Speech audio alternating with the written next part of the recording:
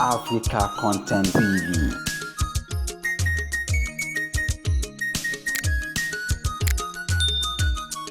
Times 50. I don't know how many of you know. See, it's easy for us to be shouting 50, 50, 50, 50. If you have reached 50 in Nigeria, you have survived 50 years of mosquitoes. 50 years of up NEPA. 50 years of traffic. 50 years.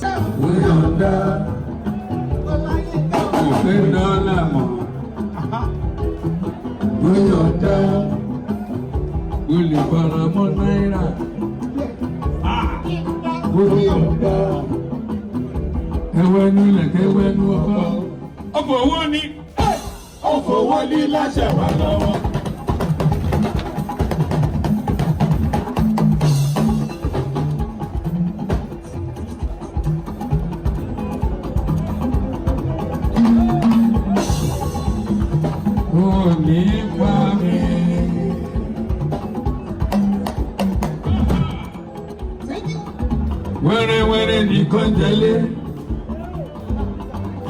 ayélujára náwó lọ́wọ́ lórí bákàrẹ̀ mi ilé lọ́ba tó jọ níwà ló kù sí. Ó ní bó bá wẹ̀ mọ́ ó di ire lọ́pọ̀ ilé.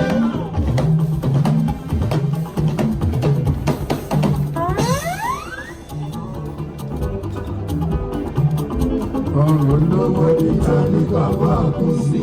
Something like that.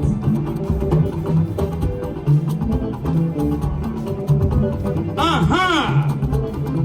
Mo ṣe pé pípẹ́ mo tọ́ pẹ́ náà.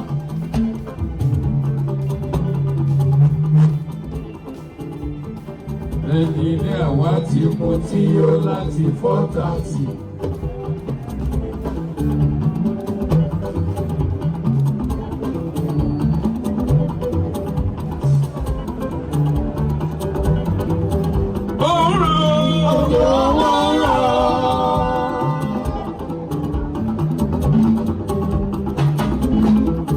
Manager mi dára ó dọ̀la.